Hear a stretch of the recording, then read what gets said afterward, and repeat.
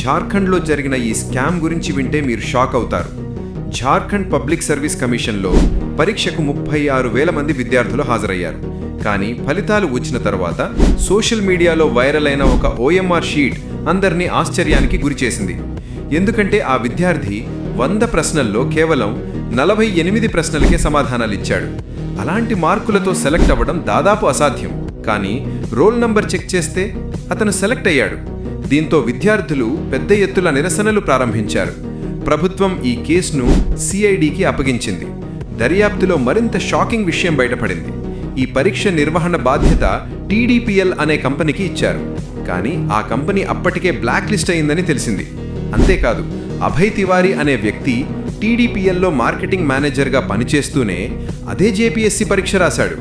పరీక్ష నిర్వహించిన కంపెనీలో పనిచేస్తూ అదే పరీక్షకు అభ్యర్థిగా హాజరు కావడం ఎలా సాధ్యమైంది? ఈ మధ్యనే నీట్ ప్రొటెస్ట్ అయింది. అంతలోనే JPSC ప్రొటెస్ట్. మన దేశంలో ఎగ్జామ్స్ ఒక పెద్ద కామెడీ అయిపోయింది. పరీక్షల్లో న్యాయం లేకపోతే యువత భవిష్యత్తే ప్రమాదంలో పడుతుంది.